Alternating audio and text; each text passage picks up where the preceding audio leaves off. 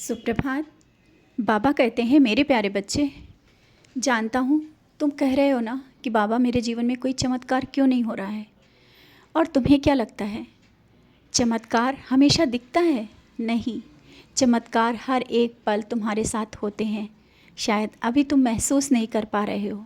आज जिन परिस्थितियों में हो तुम ना, उसी कारण जो परिस्थितियाँ हैं, एक पर्दा पड़ा हुआ है। उन परेशानियों में इतना तुम खो गए हो, उन बातों में इतना तुम खो गए हो जो मैं तुम्हें दिखा रहा हूँ, जिस रास्ते पे ले जा रहा हूँ, धीरे ही सही, लेकिन अभी तुम समझ नहीं पा रहे हो। आएगा समझ में जब तुम्हारे सामने सब परेशानियाँ दूर हो जाएंगी। और जिन बातों को लेकर के तुम इतना परेशान हो ना, किसी की बात तुम्हारे मन को चुभ गई है जो बहुत दुख दे रही है, जब तक उन बातों को निकालोगे नहीं, तुम इसी तरह दुखी बने रहोगे। लोग चाहते हैं कि तुम इसी तरह से उन बातों को सोचते रहो और परेशान होते रहो। उन बातों को दिल से निकालो और आगे बढ़ो। जीवन में मैंने बहुत कुछ तुम्हारे लिए सोच के रखा है और दे रहा हूँ। तुम मेरी भक्ति करते हो, मेरी पूजा करते हो, तुमने मेरा हाथ थामा है, मैंने तुम्हारा हाथ थामा है। और परेशानियाँ कितने भी आएँ, तूफ़ान कितने भी आएँ, कितनी भी मुश्किलें आएँ, लेकिन मैं तुम्हारा हाथ नहीं छोड़ूंगा। जीवन में बहुत कुछ दूंगा। समय का इंतज़ार करो, समय सब कुछ सिखा देता है। परिस्थितियाँ और ये जो परिश्रम, ये जो लोगों की बातें हैं, और ये जो समय है ना, जब कटेगा, ये समय टल जाएगा। आगे जब बढ़ोगे तुम्हें बहुत कुछ मिलेगा।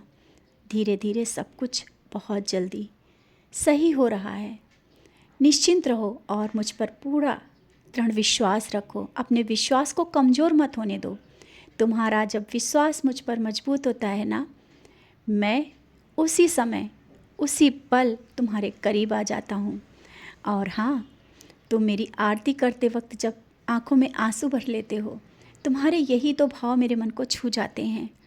तुम मेरी नज़रों में नज़रें डाल करके देखते हो। तुम्हारी नज़रें जब मुझसे मिलती हैं, रहम नज़र तुम पर उसी समय पड़ जाती है। तो क्यों परेशान हो? अपनी चिंताएं, परेशानी सब छोड़ दो, निश्चिंत रहो और सकारात्मक सोच रखो, अच्छा सोचो। जब तुम अपनी सोच को अच्छा रखोगे, सब अच्छा होगा।